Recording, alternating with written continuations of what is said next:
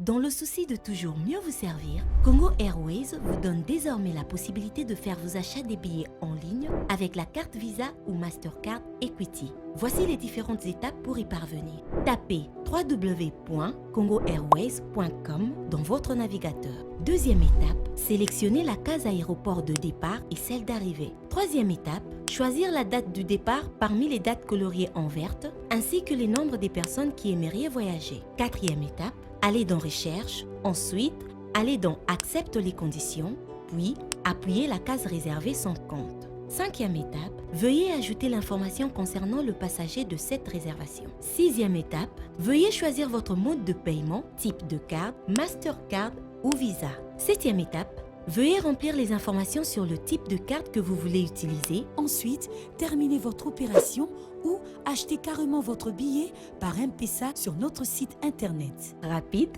et simple. Congo Airways, le plaisir de voyager. Ce magazine vous est offert par Congo Airways, le plaisir de voyager.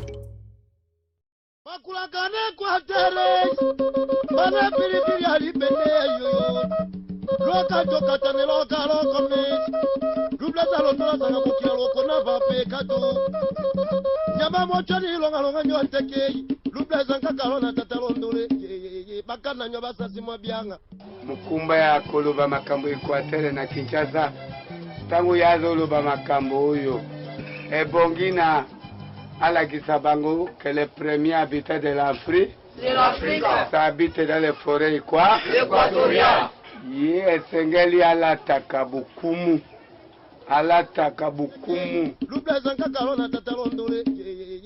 Merci Sidou Bangi Noru Bangi Mongala émission ya lelo vraiment to pese bino bambo tebele parce que boyebi ndenge climat politique ezotambola na République démocratique du Congo biso na Grand Équateur boni lelo to kosolola mingi yango bozomona mikolo tozo yamba ba invité te parce que ba invité mususu bazapo na boye ba mususu bazapo na boye bobika ka ndenge Grand Équateur etambolaka tous les 5 provinces démembrées comme apesi bino bambote nazalinga mokote nazana ndeko Michel Lwangi nazapenda ndeko Patrice Boto ndeto zalaka na bomesano ndeko Patrice Mbote ndeko Kumu Mbote na bandeko na biso nyonso ya 5 provinces démembrées ya Grand Équateur Mbote na bandeko na biso kuna na Norubangi ya Mbia obafande bazala leo na biso kasima pokoso Mbote na baibanso baza na commune Ngiringi mingi penza na famille ya batoto bakufeli mwana yango ya 15 ans depuis on va condoléances nzambo ya pesa ki pe azui tika te kombo na yekumbama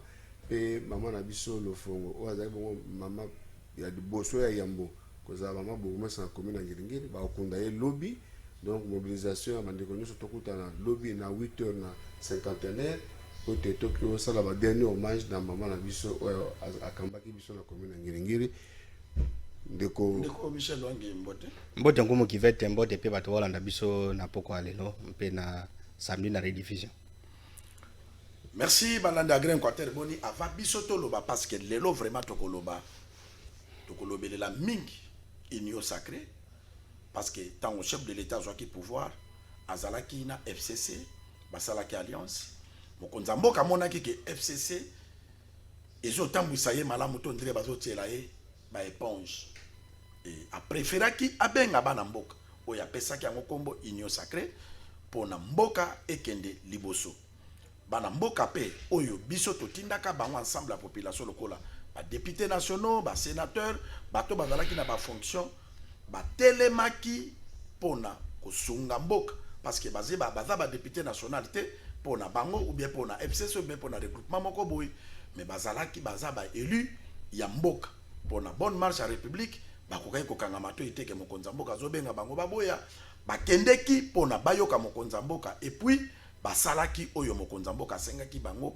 sans ba parti politique parce que soki ezalaka ba parti politique nde union sacrée esimbi te nazoyoka ba journaliste baza komi kumisa komi benga mais bayebi kosolola makambo ya mboka ndenge makambo ezotambola te mokonza mboka na debi ya union sacrée ezalaka ya ba parti politique te parce que soki ezalaka ba parti politique nde simbaki te parce que FCC alingaka ti na ensemble ya ba parti na yete ke ba député na bango bakende contre na ba idée na bango mais ba député balobaki te biso toza bato ya FCC te tozali nde ba congolais biso tokei mokonza mboka bengi biso pe mokonza mboka ye moka lobaka ke naza fier na bino parce que na benga ki bino botiki ba parti na bino te mais nga na bengi bino eta ba congolais pour na to tambwisa mboka tokozongisa maloba ya mokonza mboka wana lelo tokozongisa pe ba député basangana ki balobi modèle tokomi kotambola et comme lokola nde ba parti politique banda ko primer et banda ko tinda ba kombo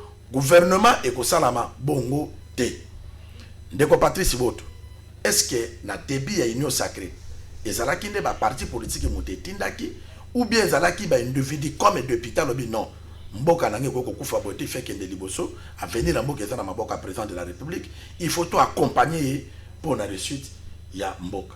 Est-ce que ezalaki ba parti politique ou bien ezalaki chaque député qui ndenge na ndenge na très bien ndeko Nkumu na makanisi ya mokonzi mboka tanga zwaki oya moleki te 2 ans atamboli malamu te ape asali mbele na bana mboka na ba atanga salaki ba consultation ezaki ma parti politique te pe bana mboka biso to na région parlementaire ba député oyo ba kendeki ko répondre pe koloba iyo au tribunal d'offense, ils ont bravé la peur. Ce sont les députés de l'Équateur.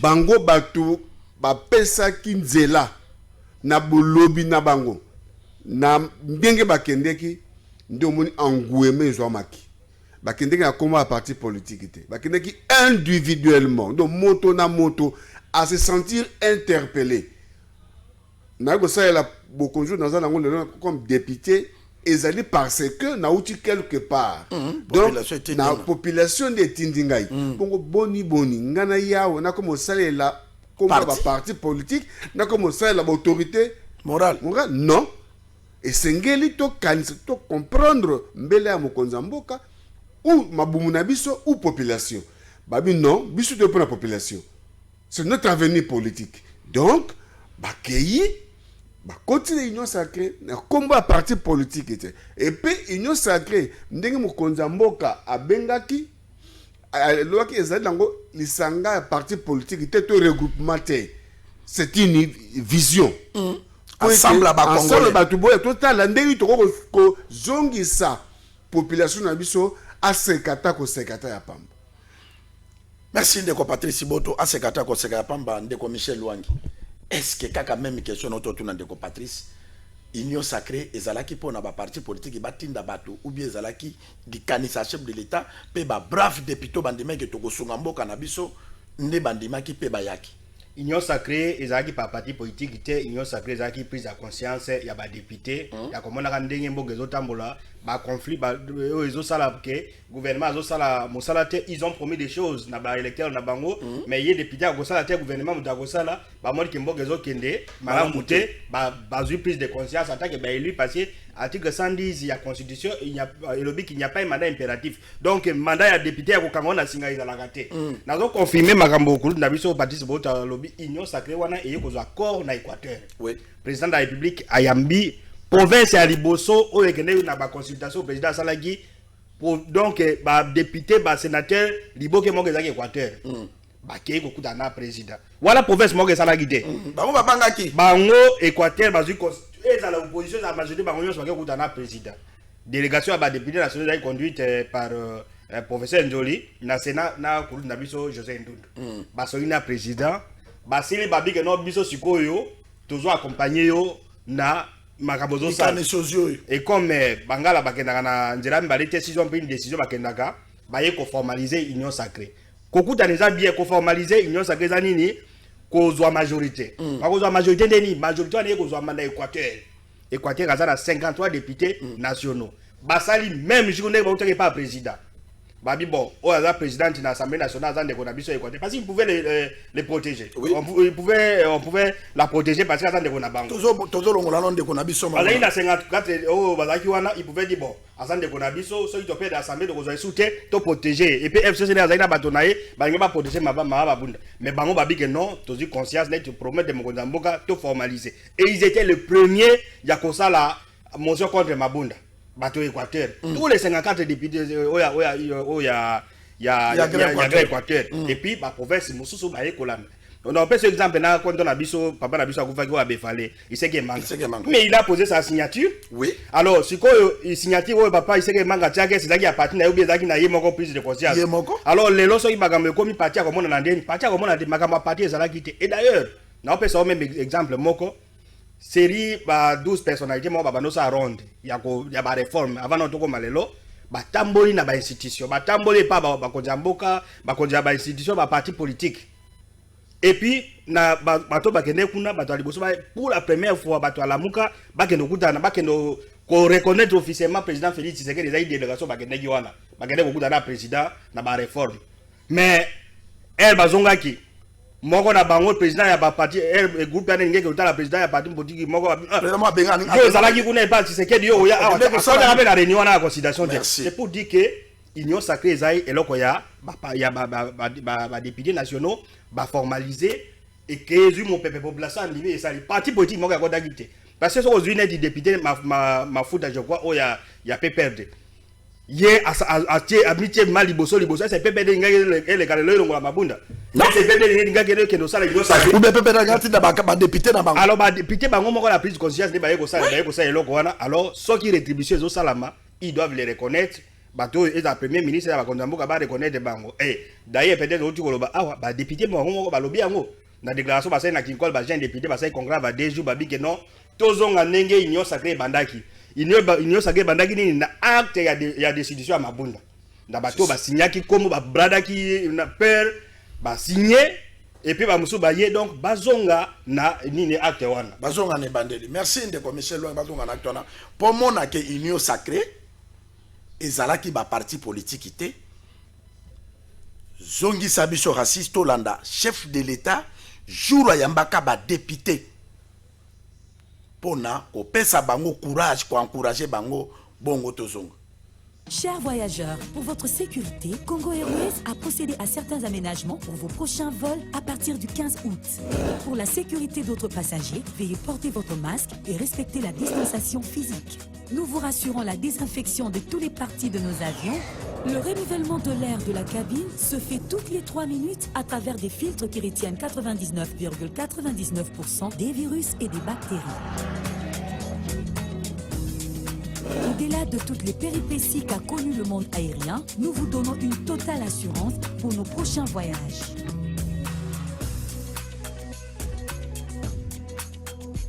Congo Airways, le plaisir de voyager. C'est le chapiteau de la Cité de l'Union africaine qui a été choisi pour contenir ce nombre impressionnant de députés nationaux et personnalités politiques qui ont répondu favorablement à l'appel du président de la République pour la composition de l'Union sacrée de la nation. Ils étaient à 309, ces élus du peuple rassemblés ce dimanche dans ce cadre féerique de la Cité de l'Union africaine à l'invitation du chef de l'État. Lors de son entrée, le garant de la nation a eu droit à une standing ovation.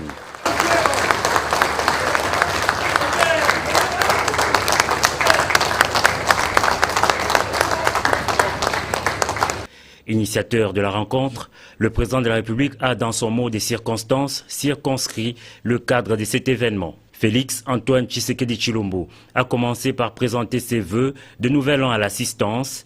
Il a par la suite expliqué la vision qu'il porte de l'Union sacrée de la nation. Nous sommes à un tournant décisif de l'histoire de notre pays et cette histoire commence maintenant à s'écrire sur une autre page. Ma vision, elle est basée autour de l'homme congolais. Quand je dis l'homme, je n'exclus pas du tout les femmes, c'est l'homme avec grand H. On a beau crier aux envahisseurs, aux colonisateurs, aux impérialistes, à tout ce qu'on veut, mais nous devons reconnaître que ceux qui leur ouvrent la porte à cette prédation, à notre affaiblissement, c'est nous-mêmes. Le Congolais a perdu l'amour du Congolais et du Congo, sa patrie. Aujourd'hui, il y a quelqu'un à la tête de votre pays qui est prêt à vous écouter, qui croit en vous, qui croit en vos aptitudes. Quant aux députés nationaux FCC qui ont accepté d'adhérer à la nouvelle gouvernance du pays, le garant de la nation les a rassurés. Vous n'avez pas trahi a-t-il dit. Là, je m'adresse principalement à nos frères et sœurs, honorables députés venus du FCC. Je voulais vous dire, surtout à vous, ne vous sentez pas du tout gênés parce qu'on vous chante à longueur de journée que vous avez trahi. Ce n'est pas vrai.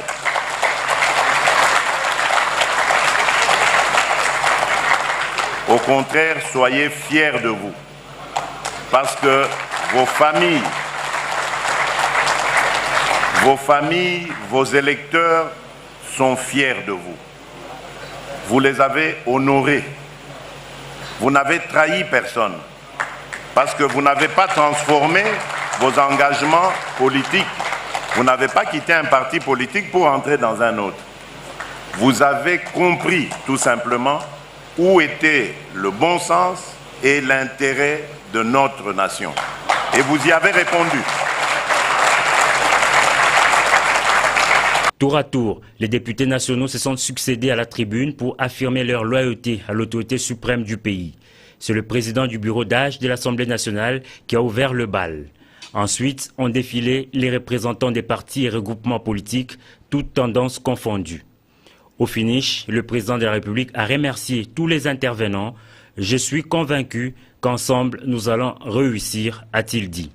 Il faut rappeler que cette rencontre, la première du genre avec les députés nationaux désormais membres de l'Union sacrée, se tient à quelques heures de la convocation à l'Assemblée nationale d'une session extraordinaire aux grands enjeux. Chers voyageurs, pour votre sécurité, Congo Airways a procédé à certains aménagements pour vos prochains vols à partir du 15 août. Pour la sécurité d'autres passagers, veuillez porter votre masque et respecter la distanciation physique. Nous vous rassurons la désinfection de tous les parties de nos avions. Le renouvellement de l'air de la cabine se fait toutes les 3 minutes à travers des filtres qui retiennent 99,99% des virus et des bactéries. Au-delà de toutes les péripéties qu'a connues le monde aérien, nous vous donnons une totale assurance pour nos prochains voyages.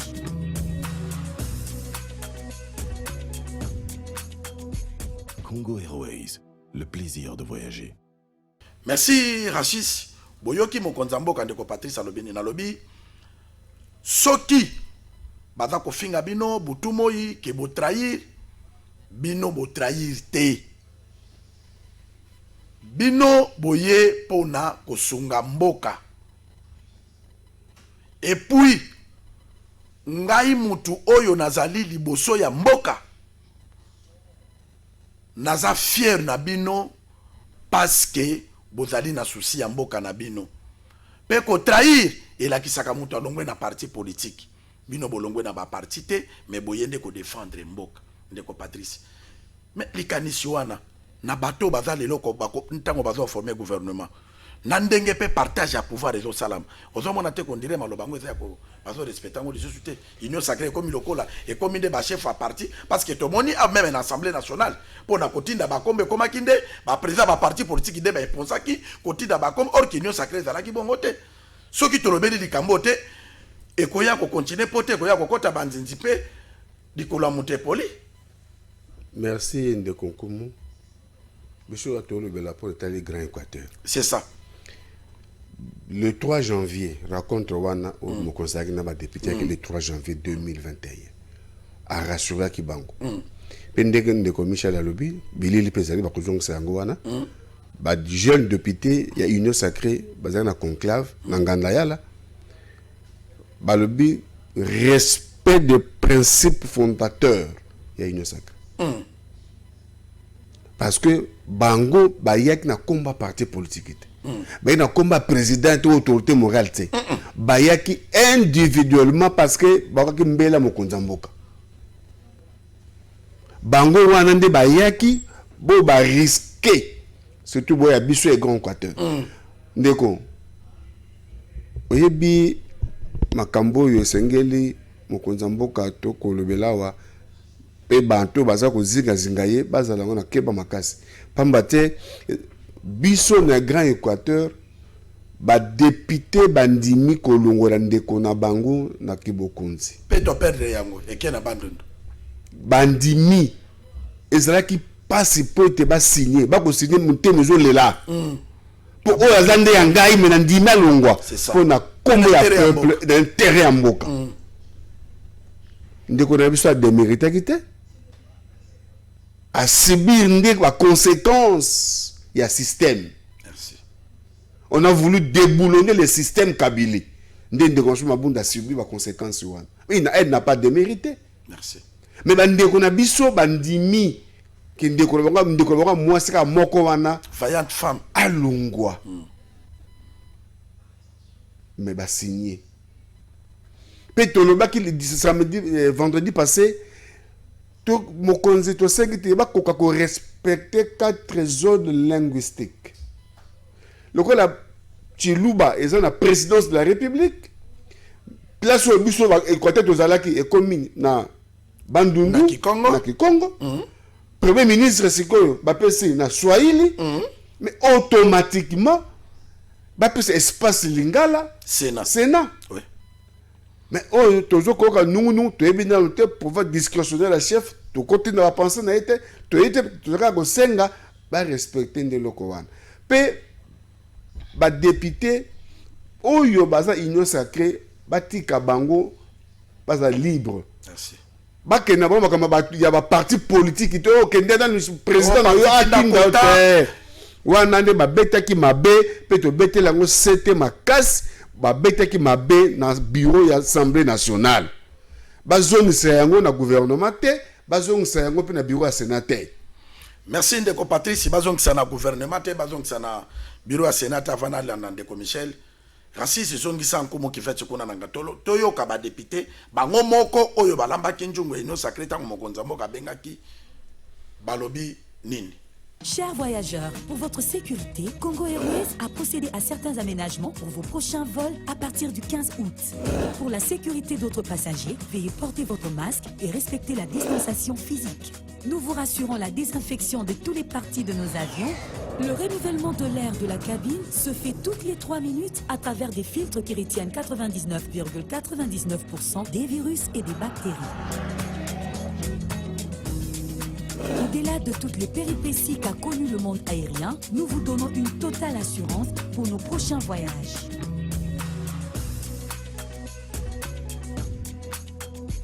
Congo Airways, le plaisir de voyager. La dynamique de jeunes députés membres de l'Union sacrée de la nation s'est réunie en conclave. C'est la situation politique de l'ère de notre pays. Les participants félicitent Son Excellence Félix Antoine Tshisekedi pour sa prise de fonction de président de l'Union africaine. Remercie le chef de l'État pour le choix porté à la jeunesse, en nommant M. Jean-Michel Samaloukonde Kyenge en qualité du Premier ministre, chef du gouvernement de la République démocratique du Congo. La dynamique saisit cette opportunité pour féliciter le Premier ministre et lui promet son soutien dans l'exercice de ses fonctions, suivant la vision du chef de l'État, et demande au nouveau gouvernement de l'Union sacrée qui pointe à l'horizon de répondre aux attentes de notre population. La dynamique de jeunes députés nationaux membres de l'Union sacrée reste confiant de l'aboutissement heureux des étapes à venir dans le cadre de la mise en place des institutions de la République.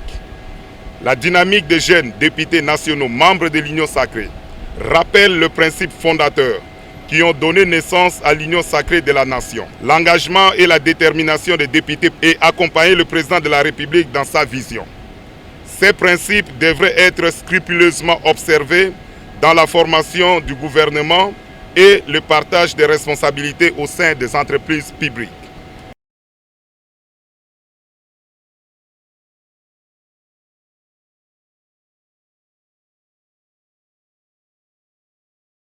Chers voyageurs, pour votre sécurité, Congo Airways a procédé à certains aménagements pour vos prochains vols à partir du 15 août. Pour la sécurité d'autres passagers, veuillez porter votre masque et respecter la distanciation physique. Nous vous rassurons la désinfection de toutes les parties de nos avions. Le renouvellement de l'air de la cabine se fait toutes les 3 minutes à travers des filtres qui retiennent 99,99% des virus et des bactéries. Au-delà de toutes les péripéties qu'a connues le monde aérien, nous vous donnons une totale assurance pour nos prochains voyages.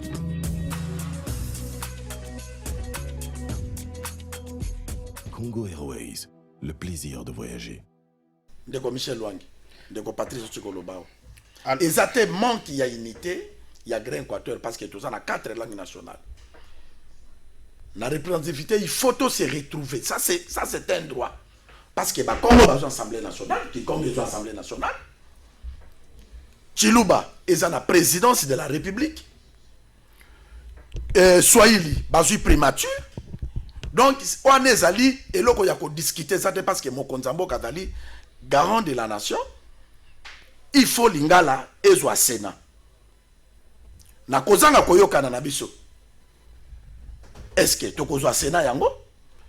Baza peut très bientôt va former gouvernement. Est-ce que kozonga te ke bakende kotuna ba autorité morale? Autorité morale tinda kombo salabo baba na ko sala ba théâtre ba sala ka. On va fragiliser les sous. Grain Équateur. Merci beaucoup Nkumu Kivete na côté ya Sénat en tout cas na kozala mingi na kozala bref pour na biso Patrice Bototi Koloba zone linguistique et loko etikala nene etikali muto a Sénat et muto a Sénat naturellement eza pona Équateur wana na wakende musika te. Mais par contre en ce qui concerne formation ya gouvernement bato musu bazolo ba député bazande nini ba leke belé e ko sala mandé nini. Voici proposition parce que émission na biso ils appellent émission à proposition. Donc proposer pour Namboka, donc proposer pour na Équateur. Pour na kosi ça ba nungu oyo ça la voici proposition de premier ministre. Premier ministre avec principe que union sacrée zaki ba député. Principe wana exact principe fondateur union sacrée. Yango wana. Voilà.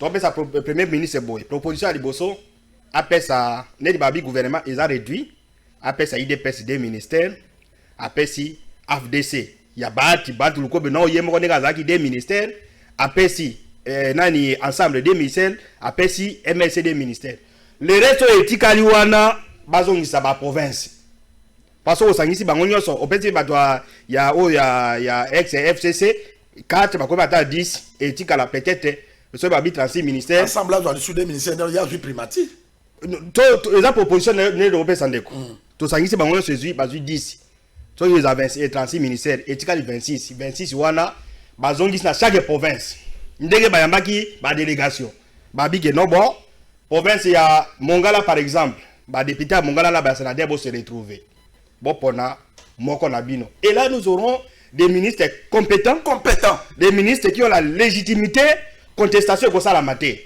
donc ba pesi ba parti politique et dans la ensemble za banani bazui moko mibale le reste chaque province ba to Kinshasa ba ko se retrouver parce que ba to ya awa na bateke umbe bazo réclamer que bango baza ba Kinshasa ba to Kinshasa yo za ya bango kota ba sénateur ya Kinshasa na ba député ya Kinshasa ba se retrouver proposition de Simbate proposition ya malonga yango wana na pesa yebi que président azana ba ministère légalien non ngala zolo ba IDPS président azam mukolo IDPS donc pesa IDPS intérieur après si IDPS finance c'est ça le problème et puis ceux qui est dans ma province ceux qui il n'est pas dit que non ba IDPS va se dans ma province de na Kassa oriental on sait que IDPS est majoritaire peut-être mu IDPS a fait affaires étrangères proposition ngalo ko calmer situation ya batonyos bwana chaque province ba ko se retrouver ndenge ba kendeki parce que les députés risquent de faire un travail de nègre ndenge yo bominyama au lieu ça la bateau ko se retrouver ils allaient ba président parti politique parce que imaginez la personne exemple ya mutake ko kutana Félix Tshisekedi président de la République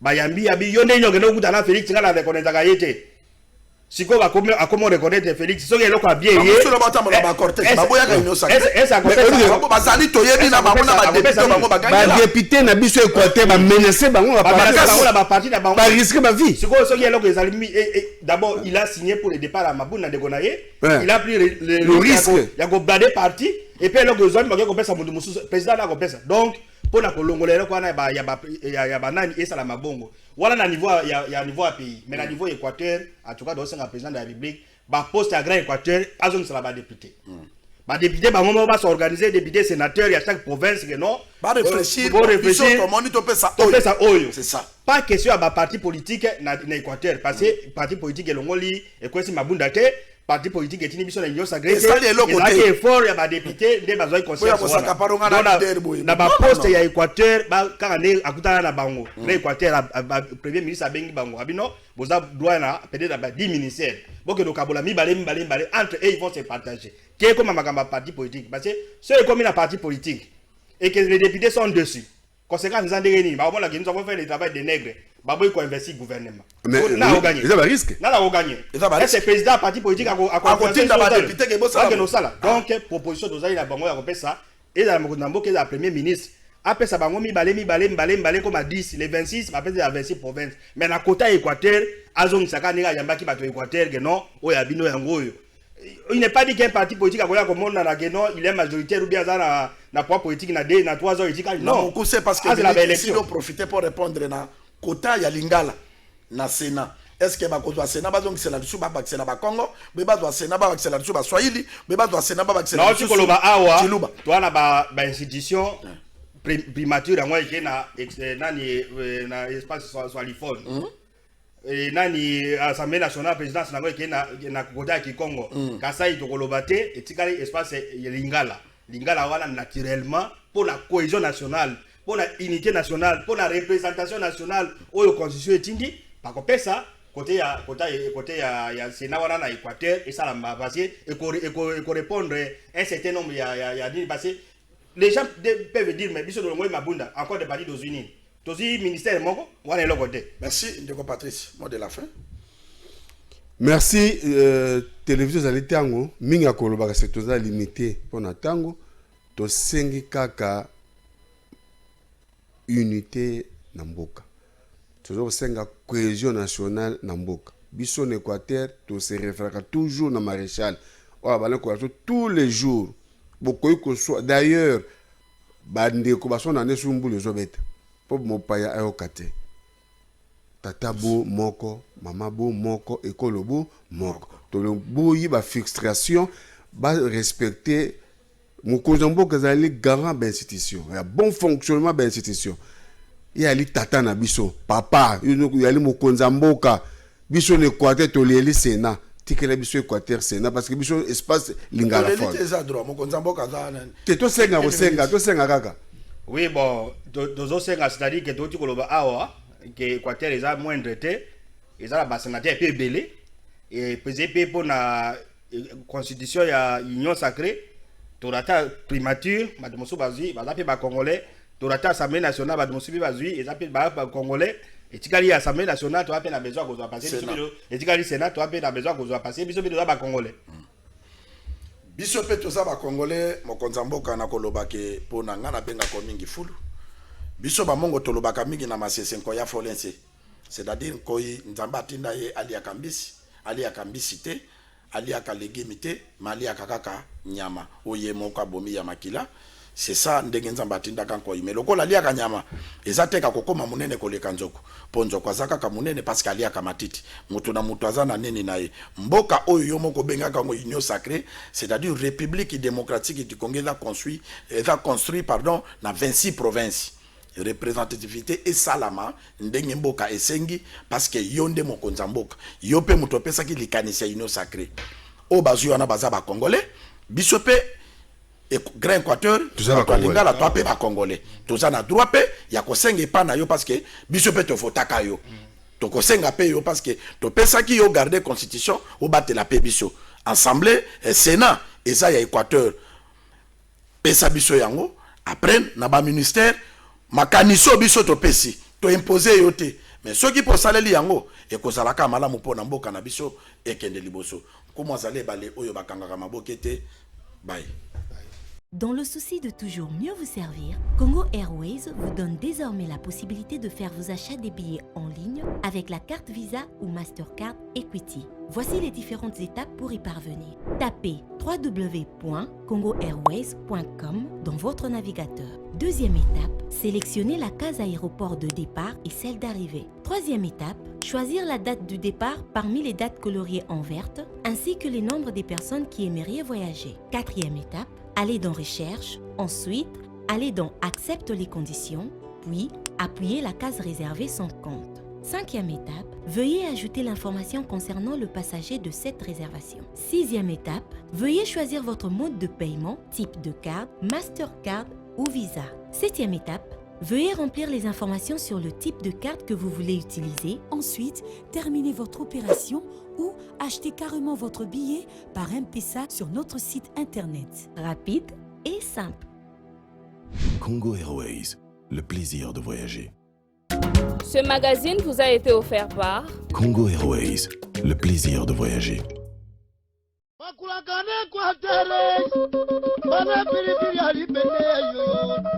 Loka